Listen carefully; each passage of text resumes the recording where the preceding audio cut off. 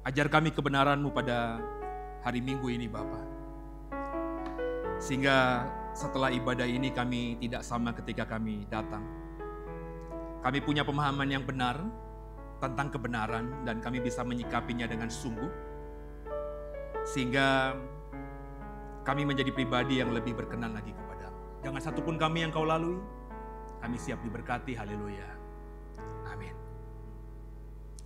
Silakan duduk kekasih Tuhan, puji mata Tuhan. Kalau tidak keberatan, Bapak Ibu bisa maju atau pindah ke sisi sini karena supaya bisa kelihatan, ya bisa maju di baris pertama. Ya. Karena saya di minggu pertama berdiri di mimbar ini tidak di meja lagi, tidak di kursi. Oke, shalom semuanya. Senang kembali di hari Minggu ini kita bisa bersama. Saya senang sekali karena ada kesempatan saya masih diberikan umur panjang sama Bapak untuk mengajarkan hal-hal yang bagi saya masih banyak kita yang belum memahami. Dan di hari Minggu ini, saya akan mengajar saudara tentang topik yang menarik, yakni tentang iblis. Banyak kita punya persepsi yang bagi saya hari ini kurang tepat tentang apa yang disebut dengan iblis. Maka di April minggu pertama ini saya beri tema khotbah saya mengenal iblis yang tidak dikenal. Dan yang saya mau sampaikan ini adalah musuh sebenarnya yang dikatakan oleh Alkitab. Saya berharap Bapak Ibu menyiapkan kantong anggur yang baru. Sebab memang pengajaran saya ini Bapak Ibu kalau hanya siapkan atau datang dengan kantong anggur yang lama, gak mungkin dapat. Jadi persepsi saudara yang ada di kepala tentang iblis, apa yang diajarkan oleh banyak orang terdahulu, sehingga kita punya pemahaman tentang iblis itu tolong disingkirkan dulu. Bapak Ibu terus berdoa dalam hatimu dengan Roh Kudus, dan nanti setelah saya selesai, gumuli bersama Roh Kudus, apakah yang saya ajarkan itu benar apa tidak. Jangan jadi orang Kristen yang gampang saja mengaminkan siapa yang khotbah dan isinya itu. Sebab berkali-kali saya bilang, ketika ada orang siapapun dia berdiri di mimbar, dia sebenarnya kalau berkata, saya mengatakan firman Allah itu omong kosong Bapak Ibu. Dia sedang menafsir firman Allah, itu yang benar. Jadi kalau ada orang berkata saya sedang mengatakan firman Allah, mestinya apa yang ada di Alkitab itulah yang disampaikan. Tidak ditambahi, tidak dikurangi. Tapi pada faktanya kan orang yang berdiri di mimbar ini, pendeta model kayak saya ini kan menafsirkan. Apa yang saya baca di Alkitab saya renungkan dan hasil perenungan itu saya bagikan kepada orang. Makanya itu, karena itu penafsiran, ada kemungkinan benarnya, ada kemungkinan salahnya. Ini logika yang sederhana Bapak Ibu. Tapi kalau saya ngomong begini, saya ditimpukin banyak orang. Teman-teman saya gak suka. Karena kalau orang mulai mengkritisi apa kata pendeta, maka pendeta gak punya wibawa lagi. Kalau saya mah gak peduli. Justru saya pengen Bapak Ibu semuanya cerdas dalam imanmu. Kan goal saya apa? One day nanti kita gak perlu datang ke gereja bergantung pengajaran dari saya. Bahkan kalau segelintir orang yang ada di gereja ini akhirnya tidak lagi kedoe karena merasa, Pak Seno terima kasih ya. Sekarang saya baca Alkitab dengan terang Kristus, jelas banget. Jadi saya bisa merenungkan sendiri, itu saya bilang keren.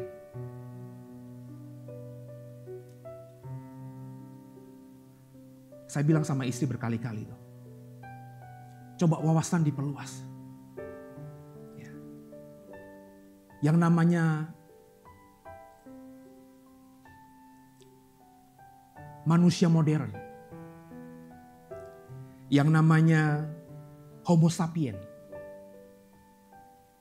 Dalam beberapa dekade ke depan. Itu akan hilang. Homo sapien model kayak kita gini. Dalam beberapa dekade ke depan. Akan digantikan dengan ada satu buku yang saya baca namanya Homo Deus. Bahwa Homo sapien itu nanti dalam beberapa dekade ke depan akan bertransformasi menjadi post-human, post-homo. Jadi manusia yang sudah sangat luar biasa karena pengaruh AI, karena pengaruh teknologi. Saya lagi buat program Bapak Ibu, sudah saya rekam, mungkin minggu ini akan saya upload di YouTube dan di semua sosial media kami. Bagaimana sekarang ini manusia itu bisa mengedit DNA-nya. Bapak Ibu sakit, ada kanker dalam tubuhmu. Sekarang kalau kita kena kanker, kita nangis-nangis, berpikir masa depan kita sudah tinggal dikit lagi. Tapi dalam beberapa tahun ke depan, Bapak Ibu tahu pernah dengar stem cell? Sel punca. Di mana anak-anak bayi sekarang itu diambil dari tali pusarnya stem cell-nya, disimpan di bank, ada di Indonesia, kebanyakan di Singapura. Bapak Ibu tahu nggak stem cell itu bisa menjadi obat yang luar biasa di masa depan si bayi nanti. Hari ini kalau kita kurang darah, kita bergantung pada donor orang lain. Hari ini ada namanya cangkok ginjal dari babi yang dilakukan di Cina. Tapi nanti di masa depan itu nggak perlu lagi. Dengan stem cell kita bisa mengobati diri kita sendiri. Beberapa saudara nggak pernah dengar namanya CRISPR. Itu edit genetika. DNA kita di dalam tubuh yang jelek bisa diambil, terus diedit, hasil editannya dimasukkan ke tubuh, sehingga bagian tubuh yang rusak itu kembali pulih lagi. Dan saya termasuk percaya dalam beberapa dekade ke depan, umur manusia bisa ratusan tahun. Bahkan saya sangat percaya umur manusia ke depan ribuan tahun pun bisa. Pemikiran saya memang progresif, tapi by data. Kenapa saudara nggak sampai ke situ? Karena saudara kalau baca koran, nonton internet, nontonnya drakor mulu. Nggak pernah mau update ilmu. Sekarang kembali ke dalam materi kita pada siang hari ini. Siapakah iblis itu? Bapak Ibu bisa menjawab dalam dirimu, iblis itu A, B, C, D. Kebanyakan saya berani putuskan, saya berani simpulkan, pemahamanmu soal iblis adalah roh jahat yang mengganggu manusia. Roh jahat yang berusaha untuk membinasakan manusia. Roh jahat yang berusaha mematahkan iman manusia kepada Allah. Itulah pasti jawaban semua orang kalau ditanya siapakah iblis itu. Benar gak? Tapi siapakah iblis itu? Pemahaman Bapak Ibu bahwa iblis adalah roh jahat itu pemahaman yang diajarkan oleh gereja ribuan tahun. Pendeta ribuan tahun. Salah gak Pak Pendeta? Gak salah. Cuma Bapak Ibu lupa bahwa ada pemahaman iblis yang lain yang ada di Alkitab yang disembunyikan. Dan saya mau singkapkan hari ini. Saya berani yakin Bapak Ibu gak pernah dengar ini sebelumnya. Tapi silakan uji omongan saya. Uji pengajaran saya ini. Maka perhatikan baik-baik. Siapkan kantong anggur yang baru, buka hatimu. Soal saudara nanti Bapak Ibu percaya apa tidak dengan saya ora urus. Bagian saya bagikan kebenaran yang saya tahu, silakan gumuli bersama Roh Kudus. Siapakah iblis itu? Maka kalau kita mau memperhatikan soal iblis Bapak Ibu, coba dibuka slide-nya. Kita harus mendalami dari etimologinya. Kata iblis Bapak Ibu, itu diterjemahkan dari kata Yunani diabolo, diabolos. Apa saudara? Diabolo, diabolos. Yang kalau kita lihat dalam kamus teologi, kamus Strong 1228. Diabolo atau diabolos itu artinya memfitnah atau menuduh. Itulah pengertian dari kata diabolos. Apa saudara? Memfitnah dan menuduh. Jadi kalau kita buka kamus Strong 1228, silakan Bapak Ibu. Kamus Strong itu tinggal cari di internet aja lah. Kamus Strong nomor 1228 itu masih akan ketemu diabolos. Artinya apa? Memang bisa artinya devils. Terjemahan Indonesianya iblis. Memang. Tapi juga bisa berarti penuduh dan juga pemfitnah. Jadi yang saya mau katakan secara etimologi, secara arti kata, diabolos itu bisa berarti iblis, devils, bisa berarti pemfitnah, bisa berarti penuduh. Oke, perhatikan saya, tolong cermati. Iblis bisa diabolos bisa berarti apa tadi? Iblis, pemfitnah, penuduh. Oke ya. Nah, sekarang coba cek Kamus Besar Bahasa Indonesia. Apa kata Kamus Besar Bahasa Indonesia tentang iblis? Menurut KBBI, iblis itu berarti makhluk halus yang selalu berupaya menyesatkan manusia dari petunjuk Tuhan, titik koma, roh jahat, titik koma, setan. Itulah pengertian kata iblis dalam Kamus Besar Bahasa Indonesia. Sedangkan apa kata Kamus Besar Bahasa Indonesia soal pemfitnah atau memfitnah itu? Pemfitnah atau memfitnah itu berarti orang yang menjelekkan nama orang. Jadi kalau saya dituduh pemfitnah, maka saya dituduh menjelekkan nama orang. Apa pengertian dari Kamus Besar Bahasa Indonesia dari kata penuduh? Penuduh adalah orang yang menuduh, orang yang mendakwa. Perhatikan baik-baik. Iblis tadi artinya apa? Makhluk halus yang berupaya menyesatkan umat manusia dari petunjuk Tuhan. Oke? Pemfitnah, orang yang menjelekkan orang. Penuduh, orang yang menuduh orang. Kira-kira, pakai logika aja. Dari 3 kata yang menurut kamus itu menjelaskan tentang kata Yunani diabolos. Itu ada kemiripan nggak? Iblis itu apa kata Kamus Besar Bahasa Indonesia tadi? Makhluk roh halus. Pemfitnah itu siapa? Orang yang menjelekkan orang. Penuduh itu siapa? Orang yang menuduh. Lah, iblis tuh makhluk roh halus. Pemfitnah tuh orang yang memfitnah. Penuduh tuh orang yang menuduh. Kira-kira artinya sama nggak? Beda.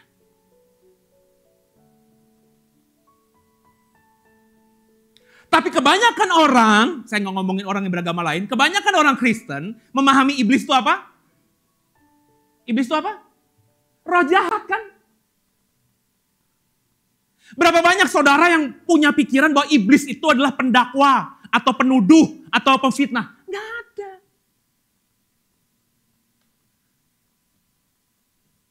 Ini baru hipotesa awal nih.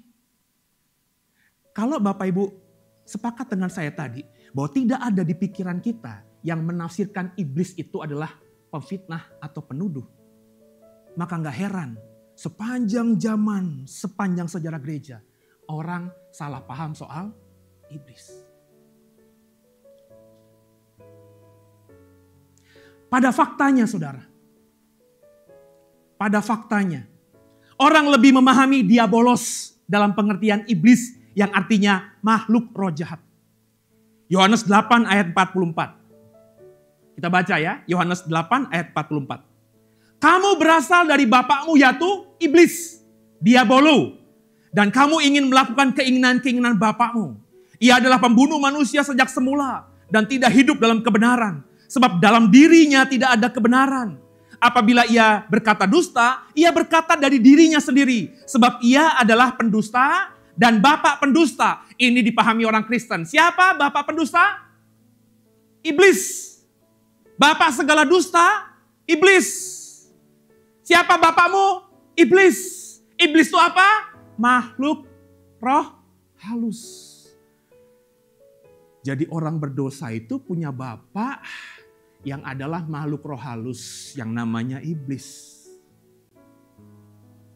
Padahal sudah saya bilang tadi, dalam perjanjian baru iblis itu bahasanya diterjemahkan dari kata Yunani diabolos. Diabolos itu tidak mutlak artinya devils atau iblis. Tapi juga bisa berarti apa tadi? Pemfitnah. Bisa berarti tadi apa? Penuduh. Tapi berapa banyak saudara yang baca Yohanes 8 ayat 44 berkata bahwa bapak segala dusta itu adalah fitnah dan tuduhan. Nggak ada. Orang berpikir bapak segala pendusta pasti adalah iblis. Wah, saya berharap Bapak Ibu jangan keraskan hati dulu, buka hati pelan-pelan. Nanti ngerti bahwa selama ini kita salah paham. Kita dibuat bodoh, bahasa saya, oleh masa lalu, pengajaran masa lalu tentang diabolos. Kita ditakut-takutin dengan pemahaman masa lalu yang namanya diabolos. Sehingga kita kalau ngomongin diabolos, persepsi kita pasti roh halus. Pasti roh jahat yang tidak kasat mata. Kita takut akhirnya sama genderuwo, sama kuntilanak, susur ngesot, hantu Casablanca, whatever lah sebutannya. Padahal diabolos itu bisa berarti pemfitnah dan penuduh. Dan kalau Bapak Ibu terbuka aja, pemfitnah, penuduh ada di sekitar kita nggak? Wah, la. Tapi mana ada orang yang berpikir itu adalah iblis? Jadi kita mau memahami dengan pengertian bahasa asli atau dengan bahasa Indonesia? Mau mengerti benar-benar diabolos, bahasa aslinya, atau hanya langsung iblis? Kalau Bapak Ibu nggak mau ngomongin diabolos langsung iblis, ya makanya nggak heran pemahamanmu soal iblis sesuai dengan kamus besar bahasa Indonesia tadi. Apa itu? Makhluk roh jahat, makhluk halus yang merusak iman kita, dan seterusnya, dan seterusnya. Bapak Ibu, diabolos itu memang adalah lawan kita. 1 Petrus 5 ayat 8 ada di layar. Sadarlah dan berjaga-jagalah, lawanmu si iblis, diabolos, berjalan keliling sama seperti singa yang mengaum-ngaum dan mencari orang yang dapat ditelannya. Apa penafsiranmu selama ini tentang ayat ini? Kau pasti berkata bahwa di sekitar kita ada setan, ada roh jahat, ada iblis, ada genderuwo yang siap menerkam kita. Begitu kan? Lawan kita memang diabolos, kata 1 Petrus 5:18. Ayat 8. Tapi diabolos itu bisa berarti iblis, juga bisa berarti pemfitnah, juga bisa berarti penuduh. Yakobus 4 ayat 7. Perintah untuk orang percaya dalam Yakobus 4 ayat 7 apa? Karena itu tunduklah kepada Allah. Lawanlah iblis, lawanlah diabolo. Maka ia akan lari dari hadapanmu. Apa yang kau pahami? Oh, itu makanya orang gereja, orang-orang Kristen, gereja, komunitas Kristen, kumpulin doa syafaat, doa peperangan roh, keliling kota, kami patahkan kuasa iblis, roh jahat, dan seterusnya. Tapi berapa banyak ada komunitas Kristen yang berdoa agar yang namanya penuduh, pemfitnah itu tidak lagi ada di bumi Indonesia. Gak ada. Yang diperintahkan untuk kita lawan itu adalah diabolos, Bapak Ibu. Diabolos itu memang bisa berarti iblis, tapi ingat, diabolos juga bisa berarti pemfitnah dan penuduh. Jadi meskipun diabolos dalam bahasa Yunani bisa berarti iblis, tapi jangan dilupakan, itu juga bisa berarti pemfitnah atau penuduh. Namun faktanya gereja lebih menekankan diabolos itu adalah iblis. Yang dalam pengertian bahasa Indonesia tadi apa? Makhluk roh jahat yang menjadi lawan setiap orang percaya.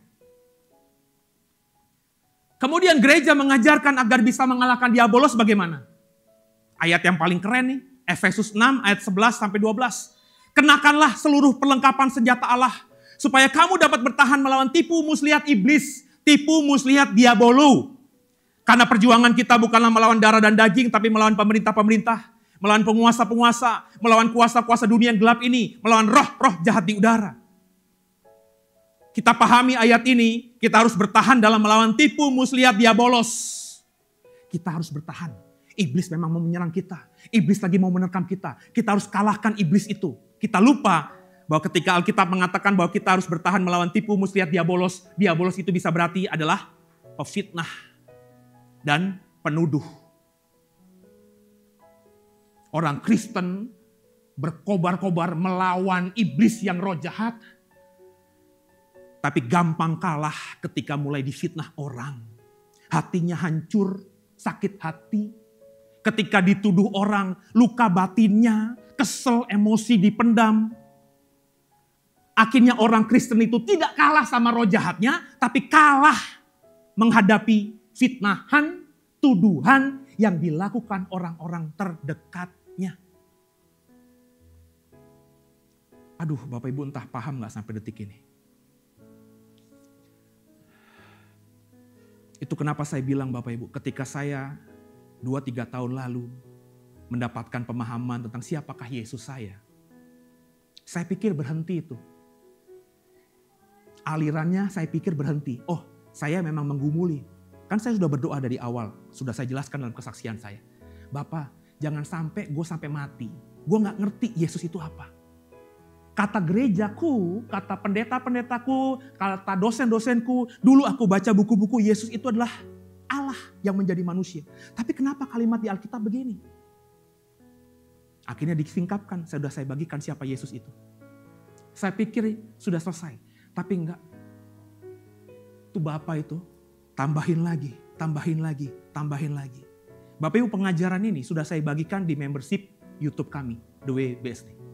Jadi Bapak Ibu yang kalau sudah jadi member, Bapak Ibu udah detail itu. Soal iblis, soal satan, soal roh jahat, sudah saya jelaskan apa pemahaman yang sebenarnya. Di membership itu belasan seri, bahkan puluhan seri. Sekarang saya bagikan untuk Bapak Ibu. Jadi Bapak Ibu biji mata Tuhan, jika Alkitab kita baca dengan teliti, dengan memperhatikan bahasa aslinya, maka jelas yang menjadi musuh kita dan harus kita lawan adalah diabolos. Diabolos itu bisa berarti iblis memang, tapi jangan lupa diabolos juga bisa berarti pemfitnah atau penuduh. Inilah musuh dan lawan kita yang diajarkan oleh Alkitab. Berikutnya, Perjanjian Baru mengajarkan iblis bisa menguasai manusia. Terjemahan LAI, Kisah Rasul 10 ayat 38, demikian firman Allah. Yaitu tentang Yesus dari Nazaret. Bagaimana Allah mengurapi dia dengan Roh Kudus dan kuasa dan kuat kuasa. Dia yang berjalan berkeliling sambil berbuat baik dan menyembuhkan semua orang yang dikuasai iblis, dikuasai diabolu, sebab Allah menyertai dia. Yesus dikatakan dari terjemahan Ela ini menyembuhkan orang-orang yang dikuasai diabolos. Tapi diterjemahkan dikuasai oleh iblis. Kalau kita baca tadi teksnya, orang yang dikuasai iblis itu bisa menderita sakit penyakit. Karena Yesus berkeliling sambil berbuat baik dan menyembuhkan semua orang yang dikuasai diabolos, dikuasai iblis. Jadi menurut ayat ini, kalau orang sudah dikuasai oleh iblis, orang itu bisa menderita yang namanya sakit penyakit, bisa menderita namanya gangguan yang berasal dari diabolos. Tapi problemnya diabolos dipahami oleh saudara sebagai iblis. Padahal kalau diabolos itu kita terjemahkan sebagai pefitnah atau fitnah, kira-kira bisa nggak fitnah itu membuat orang sakit? Ini udah belasan tahun lalu. Bahkan ketika ibu saya terakhir itu divonis dokter menderita kanker, saya sempat ngomong sama ibu, Bu, ibu kesel sama orang nggak? Ibu pernah sakit hati sama orang enggak? Sebab memang ada teori yang mengatakan bahwa kalau orang itu sakit hati, ada sakit hati yang belum diampuni, belum dilepaskan. Sakit hatinya masih menguasai diri. Itu bisa berdampak pada sakit yang namanya cancer itu. Jadi Bapak Ibu, ketika kau terluka dengan fitnah orang, ketika kau terluka karena tuduhan orang, kau tidak bisa mengampuni dia, kau tidak bisa melepaskan pengampunan, dan kau tidak mau bereskan dirimu bahwa itu hanya omongan orang doang, dan kau simpan lukamu itu bisa membuatmu sakit. Jadi Bapak Ibu, benarkah diabolos itu adalah iblis?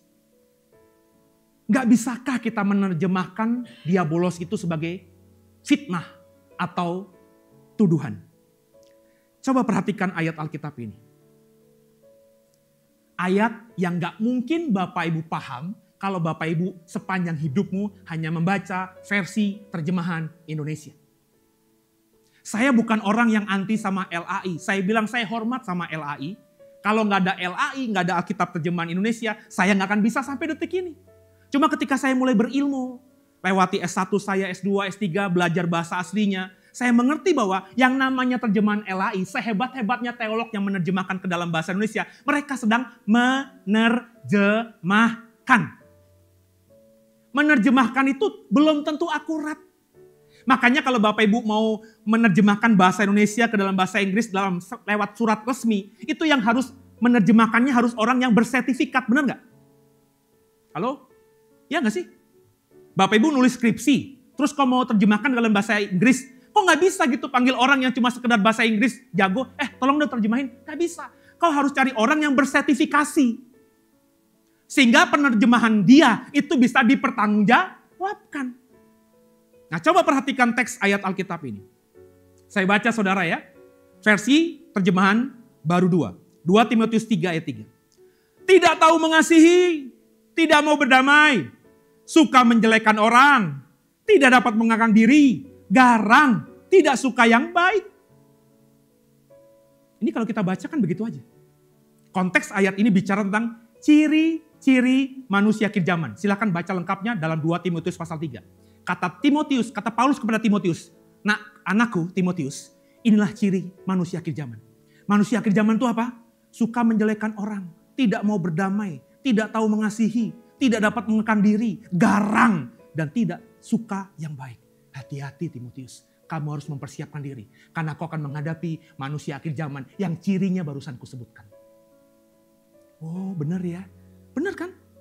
Hari ini kan manusia akhir zaman ciri khasnya begini kan? Tapi Bapak Ibu lupa bahwa ketika kita membaca suka menjelekkan orang, yang saya bold pakai warna merah di layar, suka menjelekkan orang itu diterjemahkan dari kata Yunani diaboloi. Kata diaboloi itu dikembangkan dari kata dasar diabolos. Diabolos tadi apa bisa berarti? Iblis, pemfitnah, penuduh.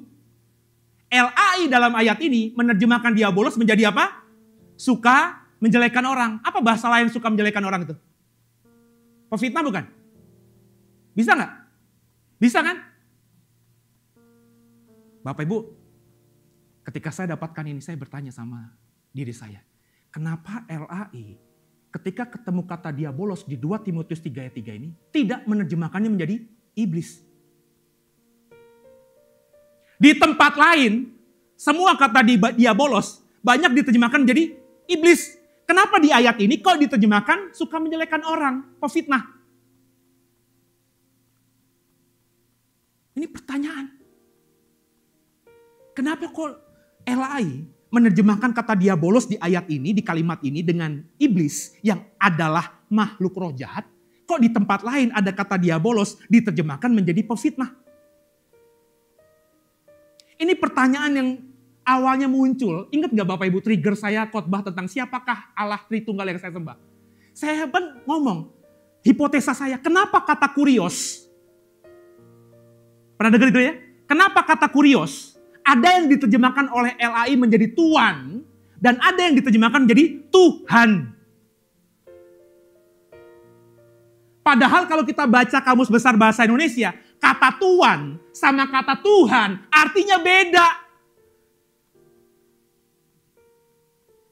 Sama. Kasusnya sama. Ada kata diabolos, kok diterjemahkan, ada yang diterjemahkan menjadi kata iblis, makhluk roh jahat. Ada yang diterjemahkan sebagai pefitnah, orang yang suka menjelekkan orang. Ini kan makhluk roh jahat gak kelihatan. Orang yang suka jelekin orang kan orang yang kasat mata. Ini kan berbeda. Kenapa bisa diterjemahkan berbeda? Kan kita mestinya kalau pakai logika bertanya dong. Tapi kenapa banyak orang Kristen tidak pernah mau bertanya soal hal ini? Karena kebanyakan kita menganggap bahwa udahlah ngapain sih. Pokoknya yang udah diajarin gereja itu pasti bener. Yang diajarkan pendeta kayak Seno itu pasti benar. Makanya saya bilang berkali-kali, jangan cepat aminkan khotbah saya. Saya paling gak suka diamin-aminkan itu. Ini saya udah gak pernah lagi terima pelayanan keluar the way. Tapi dulu kalau saya terima pelayanan keluar the way, persekutuan doa yang undang saya, gereja yang undang saya, kalau saya ngomong amin, saya bilang apa lo amin? Ngerti gak kata amin? Saya bilang gitu. Gak usah diamin-aminin. Kalau pendeta lain, khotbah di sini lo aminin silakan, tapi kalau saya jangan. Sebab saya ngerti kata amin itu apa. Daripada lo amin-aminin, lo dengerin aja, nanti lo renungin lagi di rumah. Kalau udah benar-benar direnungin bersama Roh Kudus, sama dengan apa yang saya ajarkan, baru bilang amin. Lanjut, 1 Timotius 3 ayat 11. Demikian pula istri-istri hendaklah orang terhormat. Jangan memfitnah, jangan pefitnah. Hendaklah dapat menahan diri dan dapat dipercaya dalam segala hal. 1 Timotius 3 ayat 11. Dalam konteksnya Bapak Ibu, ayat ini bicara soal apa? Bicara soal bagaimana seharusnya istri seorang diaken. Diaken itu apa? Pelayan Tuhan yang untuk mengurusi janda-janda orang miskin. Di zaman gereja mula-mula ada 7 diaken yang dipilih. Stefanus salah satunya, benar ya? Jadi katanya Paulus kepada Timotius, kalau di gerejamu nanti Timotius, kamu mau memilih diaken. Pilihlah diaken yang istrinya, cirinya begini. Orang terhormat, bukan seorang perempuan pefitnah, perempuan yang bisa menahan diri, perempuan yang dapat dipercayai dalam segala hal. Itu kata Paulus tentang istri diaken yang seharusnya. Tapi Bapak Ibu lupa bahwa kalimat atau frasa jangan pefitnah yang menjadi ciri khas dari seorang istri diaken dalam bahasa aslinya itu adalah diabolos. Ada kata diabolos di situ jelas-jelas. Diabolos itu artinya apa tadi? Iblis, pefitnah, penuduh. Di ayat ini, di 1 Timotius 3 ayat 11, kata diabolos diterjemahkan menjadi pemfitnah. Karena saya mengerti, saya mulai bertanya, kenapa LAI tidak menerjemahkannya menjadi iblis dalam ayat ini?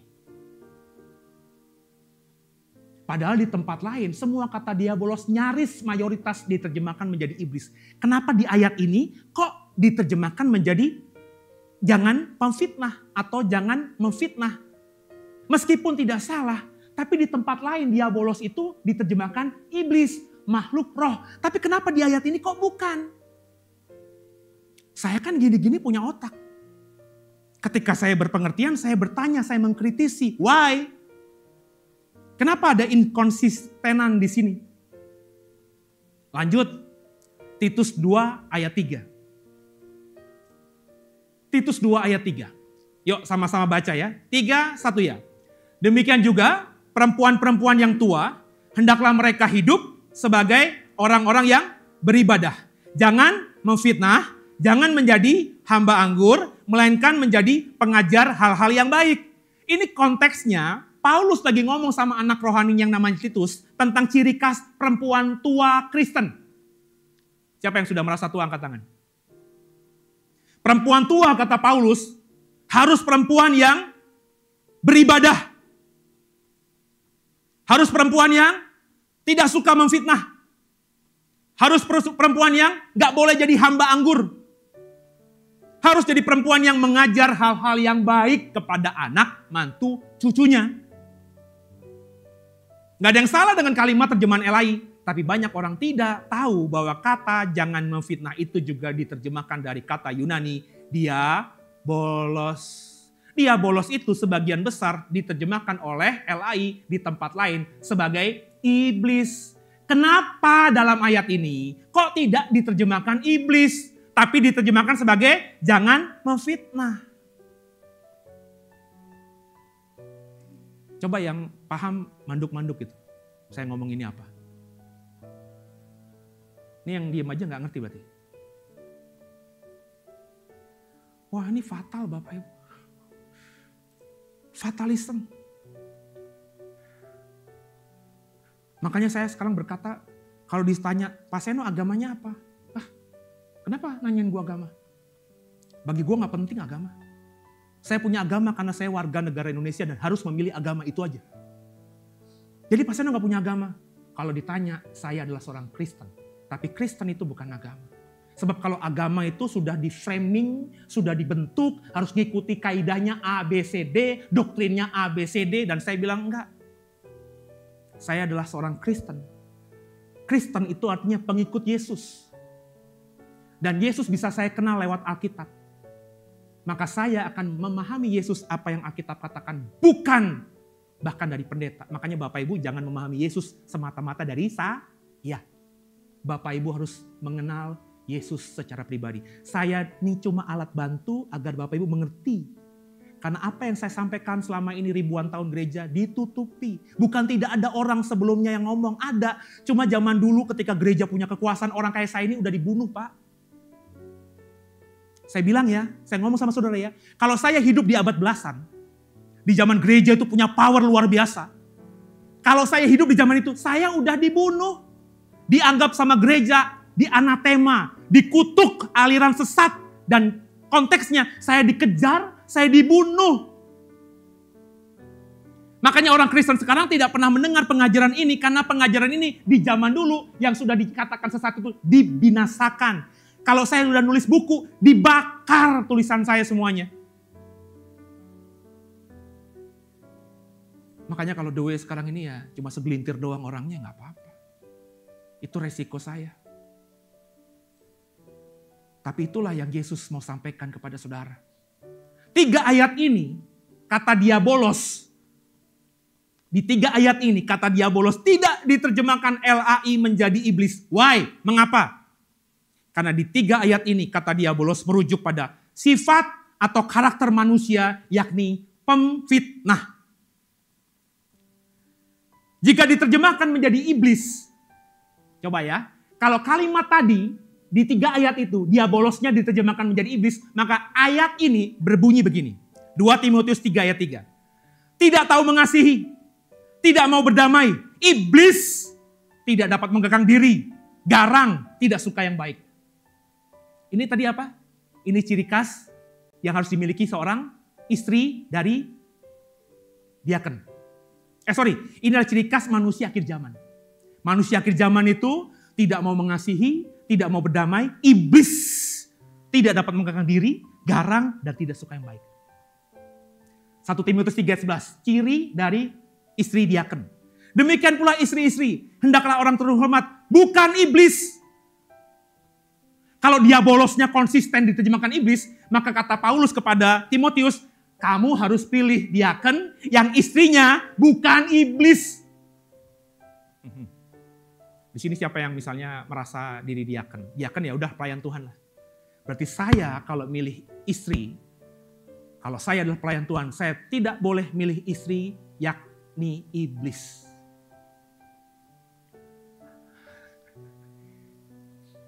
Iblis itu apa? Makhluk roh jahat.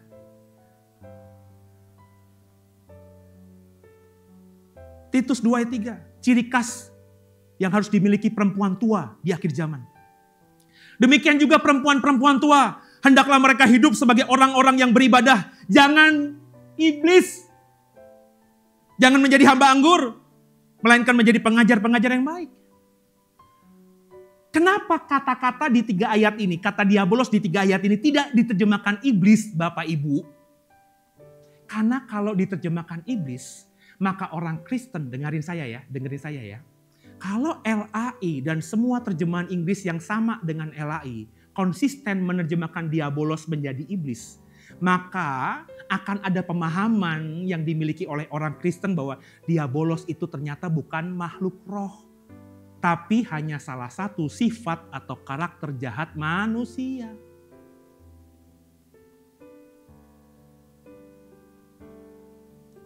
Jadi ada politik.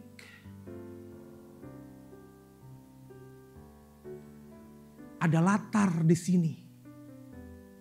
Bukan sekedar diterjemahkan, tapi sudah ditafsirkan agar doktrin yang mau disampaikan sampai kepada orang Kristen yang membaca Alkitab. Itu makanya diabolos, ada yang diterjemahkan iblis, ada yang diterjemahkan pefitnah, suka-suka dia aja. Tidak konsisten. LAI menerjemahkan kata diabolos menjadi iblis dan pefitnah, pada faktanya begitu. Di 3 ayat tadi diterjemahkan sebagai pefitnah. Padahal iblis, kata iblis dan kata pefitnah dalam Kamus Besar Bahasa Indonesia itu sangat jauh artinya. Sudah saya bukakan di awal slide tadi. Nah, saya mau menafsirkan kata diabolos hanya menjadi kata dalam bahasa Indonesia pefitnah. Seperti saya sudah menetapkan bahwa setiap saya ketemu kata kurios, baik kurios itu mau diterjemahkan untuk Allah saya, baik itu mau kata kurios ditujukan kepada Yesus saya, baik kata kurios itu mau diterjemahkan sebagai bos saya tetap menerjemahkan kata kurios menjadi Tuhan, bukan Tuhan. Allah saya adalah Tuhan saya, Yesus saya adalah Tuhan saya, ketua sinode saya adalah Tuhan saya. Kalau saya kerja di kantor, bos, ownernya adalah Tuhan saya. Meskipun saya mengatakan Allah adalah Tuhan saya, tentu saudara paham. Tidak sama Allah saya yang adalah Tuhan saya dengan bos saya yang adalah Tuhan saya juga. Tapi paling tidak saya konsisten menerjemahkan kata kurios menjadi Tuhan, bukan Tuhan. Sama, diabolos juga saya mau konsisten. Nggak ada tuh ada yang diterjemahkan iblis, diterjemahkan pemfitnah. Nggak, saya konsisten semua kata diabolos saya terjemahkan menjadi pemfitnah. Siap, dengarkan saya. Jadi Yohanes 8 ayat 44 yang sudah kita baca tadi. Kamu berasal dari bapakmu. Kalau terjemahan Elai tadi apa? Yaitu iblis. Saya nggak mau. Semua kata diabolos saya terjemahkan konsisten menjadi pemfitnah. Kamu berasal dari bapakmu yaitu pemfitnah. Dan kamu ingin melakukan keinginan-keinginan bapakmu. Ia adalah pembunuh manusia sejak semula. Dan tidak hidup dalam kebenaran. Sebab di dalam dia tidak ada kebenaran. Apabila ia berkata dusta, ia berkata dari diri sendiri. Sebab ia adalah pendusta dan bapak pendusta. Pak, jadi bapak berkata bahwa bapak dari segala dusta itu pemfitnah, Pak. Bukan iblis, bukan. Pemfitnah. Kenapa gitu, Pak? Dengerin saya. Dosa pertama manusia yang dilakukan oleh Adam dan Hawa itu adalah apa? Kebanyakan orang menafsirkan dosanya Adam dan Hawa itu karena makan buah pengetahuan baik dan jahat. Bukan. Kok bukan, Pak? Saya udah jelasin.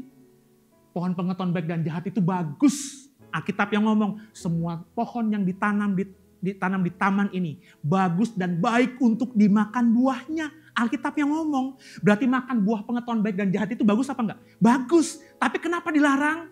Kalau bagi saya belum waktunya. Alasannya apa, Pak? Sudah saya jelaskan dalam konteks pengajaran yang lain. Kalau Bapak Ibu jadi member YouTube WBSD, sudah saya paparkan semua tadi di member. Maka yang mau belajar sama saya, mau tahu pemahaman saya, jadi member. Jadi dosa pertama itu apa? Fitnah. Dusta, bohong. Coba kita buka ayatnya. Kita buka Kejadian 3 ayat 11 sampai 13. Perhatikan. Firman-Nya, siapakah yang memberitakan kepadamu bahwa engkau telanjang? Apakah engkau makan dari buah pohon yang kularang untuk engkau makan itu?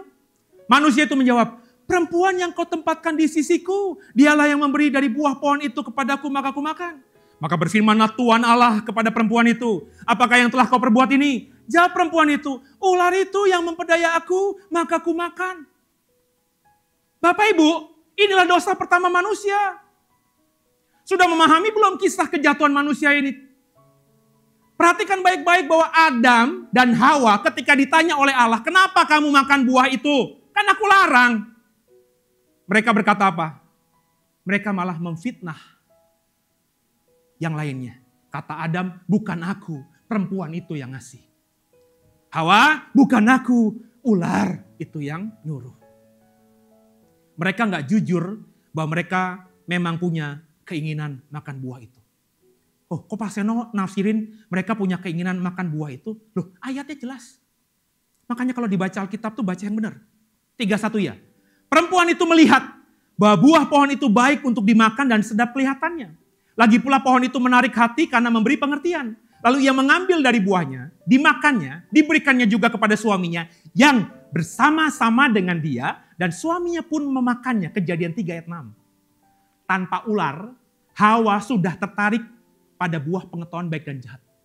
Perhatikan kalimatnya. Perempuan itu melihat bahwa buah itu baik untuk dimakan dan sedap kelihatannya. Jadi ular itu cuma pemicu aja Bapak Ibu. Dari hatinya si Hawa. Aku pengen makan. Cuma belum dilakukan, kenapa? Belum ada trigger. Ketika ular tadi dengan segala kepintarannya, kecerdikannya, akhirnya dia makan. Adam tanpa Hawa, dengerin saya, tanpa Hawa, Adam sudah tertarik pada buah itu. Kenapa alasannya begitu Pak Seno? Karena ia tahu bahwa Allah melarang. Kan perintah untuk jangan makan buah itu kepada Adam kan? Hawa belum ada. Jadi Adam tuh tahu. Dan di ayat Kejadian 3 ayat 6 tadi, Adam itu ada di samping Hawa. Perhatikan kalimatnya. Lalu diberikannya juga kepada suaminya yang bersama-sama dengan dia. Berarti ketika si ular ngomong sama Hawa, Adam dengar gak? Dengar. Adam tahu gak bahwa buah itu dilarang? Allah yang ngomong sama dia langsung. Maka tanpa Hawa pun sebenarnya Adam tuh udah berpikir, kayaknya buah itu bagus untuk dimakan. Tapi pemicunya adalah Hawa. Hawa yang memicu siapa? Ular. Tapi ketika mereka makan itu ditanya sama Allah, kenapa kamu makan Dam? Perempuan itu, ya fitnah perempuan itu.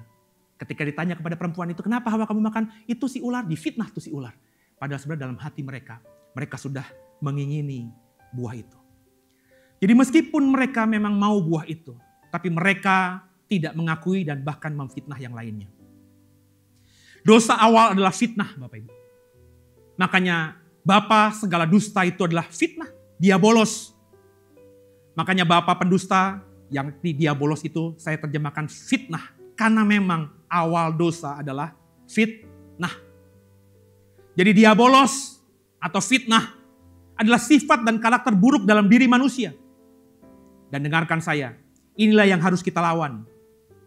Dan menurut Petrus, itu seperti singa yang mau menerkam kita. Orang bijak mengatakan bahwa lawan terbesar manusia adalah dirinya sendiri. Pernah dengar orang bijak begitu? Dan memang, kalau menurut saya sekarang, musuh terbesar kita tuh diabolos. Diabolos itu bukan iblis, roh jahat, faktor eksternal bukan, tapi faktor internal kita. Keinginan jahat kita. Fitnah itu. Suka menjelekkan orang itu. Dan Bapak Ibu, itulah yang dikalahkan Yesus di padang gurun. Mengalahkan keinginan diri sendiri itulah yang dikalahkan Yesus di pencobaan padang gurun. Yesus sudah mengalahkan keinginan manusianya. Ini perspektif baru nih. Selama ini kalau kau membayangkan Yesus dicobai di padang gurun kan, Yesus lagi lapar terus tiba-tiba ada makhluk hitam. Hei, rubah itu batu jadi roti. Kau sanggup? Enggak. Iblis yang dipahami gereja ketika mencoba Yesus itu adalah keinginan jahat dalam diri Yesus. Kok Yesus punya Pak? Karena Yesus adalah manusia. Dia benar-benar manusia, bukan kejadian. Lalu Yesus dibawa oleh roh ke padang gurun untuk dicobai. Dicobai siapa? Diabolos.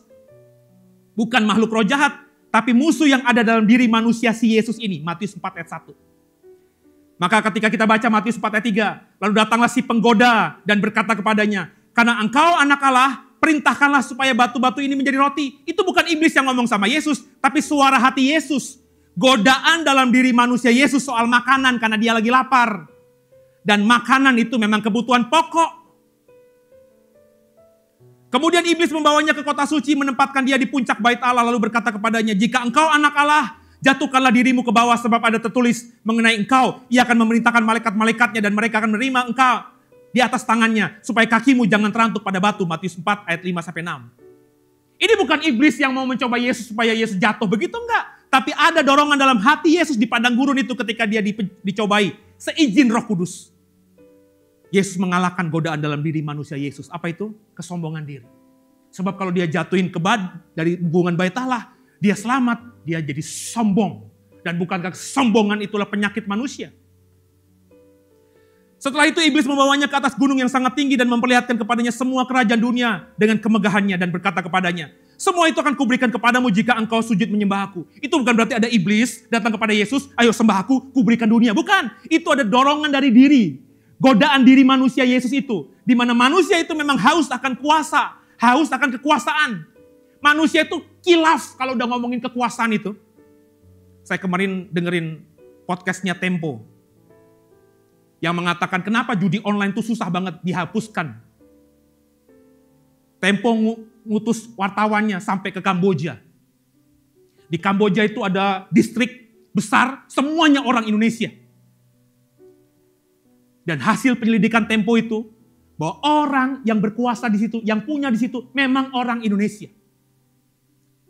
Saya belum membaca artikel lengkapnya, karena ketika podcast itu tidak disebutkan. Bahkan nanti baca di artikel Tempo. Orangnya itu salah satu politikus ternama di Indonesia. Kenapa judi online itu susah dihapus di Indonesia? Kenapa polisi nggak bisa ngapus? Karena yang berkuasa, ya orang-orang kita juga. Bayangin, udah jadi pengusaha, jadi politikus. Kebetulan di Kamboja itu tidak dosa, tidak melanggar hukum, judi itu di sana legal. Jadi siapa suka judi? ke Kamboja. Legal. Orang Indonesia yang kerja di sana, kata Tempo itu, gajinya bisa 10 juta per bulan, 15 juta. Itu baru orang yang operate doang tuh. Apa yang hubungi, kalau ada yang tertarik sama judi online, itu kalau udah manajernya puluhan juta. Dan di sana orang Indonesia banyak yang minta ampun. Kalau tahu di Indonesia banyak, lah gue masuk ke distrik itu semuanya orang ngomong bahasa Indonesia. Bapak Ibu, godaan terbesar manusia adalah kekuasaan. Jadi Yesus mengalahkan yang namanya diabolos itu. Sebagai manusia, yang lahir sebagai manusia, dia mengalahkan semua tadi. Yang makhluk roh itu bukannya iblis Bapak Ibu. Yang makhluk roh itu adalah Satan. Harus dibedakan. Kenapa banyak orang Indonesia bingung mana yang Satan, mana yang iblis. Seolah-olah disamakan. Kembali karena LAI. Saya nggak menyalahkan LAI, mungkin pemahamannya memang begitu. Mungkin karena doktrinnya begitu. Perhatikan nih ayat ini. Saya bisa singkapkan sama saudara. Lukas 10 ayat yang ke-18. Lalu kata Yesus kepadanya, aku melihat iblis jatuh seperti kilat dari langit. Lah kalau kita membaca ini kan seolah-olah iblis itu makhluk roh jahat ya.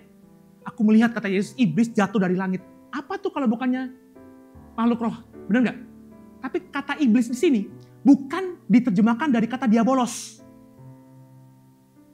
Kata iblis di ayat ini, itu bahasa aslinya adalah satanan. Kata satanan itu Bapak Ibu, itu mestinya diterjemahkan Satan, bukan iblis. Iblis itu diabolos. Lanjut nih, Lukas 22 ayat 31. Simon, Simon, lihat iblis telah menuntut untuk menampi kamu seperti gandum. Seolah-olah kalau kita baca, iblis itu sudah siap untuk menerkam Simon Petrus, sehingga akhirnya Simon Petrus benar-benar kalah. Dia menyangkal Yesus 3 kali. Tapi sebenarnya Bapak Ibu, kata iblis yang mau menampi si Simon Petrus itu diterjemahkan dari kata Yunani, Satanas, bukan diabolos. Lu gak ngerti kan? Karena lu cuma baca bahasa Indonesianya doang. Saya bukan sok pinter Bapak Ibu. Cuma saya gemes begini karena sebenarnya meskipun kau tidak punya gelar teologi, hal seperti ini mudah kau dapatkan dengan kecanggihan zaman. Internet bisa dicari. Bapak Ibu tinggal klik aja di Google. Apa sih bahasa aslinya iblis dalam Lukas 22 ayat 31? Maka pasti akan dimunculkan tuh di internet, di Google. Cuma kita capek-capek gak mau tuh kayak gitu-gitu. Udah kita telan mentah-mentah aja. Makanya gak heran kita berpikir iblis itu makhluk roh. Karena Yesus lihat jatuh dari langit, apa kalau bukan makhluk roh? Masa sih pemfitnah, maksud saya kalau tukang fitnah bisa jatuh dari langit kan gak mungkin. Padahal yang jatuh dari langit itu Satan, bukan iblis. 2 Korintus 11 ayat 14. Hal itu tidak usah mengherankan sebab iblis pun menyamar sebagai malaikat terang. Malaikat makhluk roh, maka iblis yang makhluk roh bisa menyamar jadi malaikat. Padahal yang disebut iblis bisa menyamar jadi malaikat terang itu, iblisnya itu dari kata Yunani, Satanas. Bukan dia bolos. Yang di sini ngerti nggak? Kalau ngerti bawa manduk-manduk gitu, saya cuma supaya ngeh gitu sampai nih. Jangan keraskan hatimu. Ya. Kenapa jadi rancu? Karena ini. Karena ada diabolos diterjemahkan iblis, ada Satanas diterjemahkan iblis. Maka kita bingung iblis nih, iblis yang mana nih? Makanya akhirnya dipahami iblis itu makhluk roh jahat. Ruwet akhirnya. Padahal kalau kau baca bahasa Inggris saja. Pak Seno saya nggak bisa bahasa Yunani. Tapi kau bahasa Inggris bisa nggak? Bisa. Coba cek Alkitab bahasa Inggris. Semua ayat-ayat ini. Di Lukas 10 ayat 18, Lukas 22 ayat 31, 2 Korintus 11 ayat 14. Terjemahan Inggris itu hanya mentransliterasikan saja menjadi kata Satan. Bukan kata devils.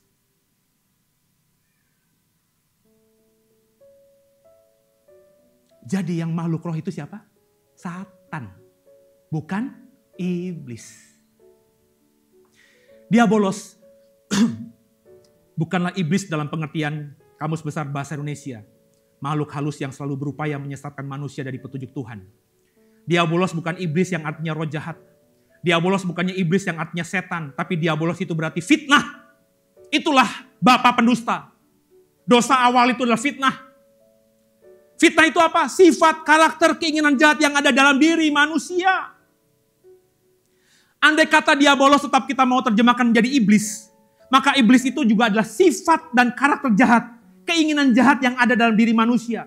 Musuh kita tuh dari internal kita. Makanya orang bijak saya bilang tadi, musuh terbesar manusia kata orang bijak ada dalam dirinya sendiri. Kalau kamu sudah bisa mengalahkan dirimu sendiri, maka kau akan keluar lebih dari seorang pemenang. Itu kata orang bijak. Padahal orang bijak tidak baca Alkitab. Tapi kita di gereja diajarkan musuh terbesar kita dari eksternal. Jadi kita pikir bahwa tubuh kita udah paling lempeng aja. Padahal penyakitnya tuh dalam diri kita. Iblis itu dalam diri kita, diabolos itu dalam diri kita. Keinginan jahat, makanya mudah kita fitnah orang. Makanya mudah kita nggak tahu beritanya benar apa enggak, kita bantu sebarkan, kita nyebar hoak. Ibu-ibu paling seneng banget kalau ngomongin orang. Beli cabenya cuma 5.000, tapi di tempat sayur itu bisa 1 jam, kenapa lagi ngomongin tetangga? Jika kita mau menjadi seperti Yesus Kristus, maka kita harus bisa mengalahkan diri kita sendiri. Kenapa saya menyembah Yesus? Karena Yesus contoh Alkitab dengan jelas mengatakan dia bisa mengalahkan diabolosnya. Ditawari kekuasaan, godaan tentang kekuasaan, tentang kebutuhan pokok. Yesus bilang, enggak, hidupku hanya untuk Bapakku di surga. Kalau kau mau seperti Yesus, kalahkan dirimu sendiri. Bagi saya Bapak Ibu, mengalahkan diabolos, mengalahkan fitnah, mengalahkan karakter jahat dalam diri kita, maka kita harus mau menaklukkan diri kita kepada salib Yesus. Saya know ini boleh dibilang sesat oleh gereja lain, gak apa-apa. Tapi dalam hati saya, Yesus itu Tuhan saya, Juru Selamat saya. Saya gak mungkin bisa menjadi seperti Allah, menyatu dengan Allah, manunggaling kawula Gusti, tinggal dalam dia tinggal dalam kita. Kalau saya tidak mencontoh Yesus. Sebab Yesus adalah contoh konkret, maka Alkitab saya mengatakan jadikan Yesus batu penjuru. Bukan semata karena Yesus sudah mengalahkan pencobaan diabolosnya di padang gurun. Melainkan Yesus juga sudah mematikan dirinya untuk hanya taat kepada Bapa dengan mati di Golgota untuk menebus dosa kita. Jika kita lakukan dengan iman yang benar dalam Yesus, dengarkan saya, maka yang namanya diabolos, atau iblis, atau fitnah, akan dengan mudah kita kalahkan. Sehingga hidup kita akan bisa mencapai yang Bapa kehendaki, yakni menyatu dengan Dia. Menjadi man of God, manusia Allah. Bahasanya Syekh Siti Jenar, manunggaling kawula Gusti. In God, dwell in God, tinggal dalam Bapa. Semoga kau paham dan mengerti bahwa yang namanya iblis itu bukan roh jahat. Iblis adalah karakter jahat yang ada dalam diri manusia. Itu yang membuat Adam jatuh dalam dosa. Makanya Yesus mengatakan bapa pendusta itu adalah fitnah. Karena memang Adam dan Hawa jatuh dosa karena fitnah. Itu yang Yesus kalahkan di padang gurun. Dia bisa mengalahkan iblis dalam dirinya, diabolos dalam dirinya. Kalau kau ingin seperti Yesus, lakukan dalam hidupmu. Haleluya. Tundukkan kepala kita.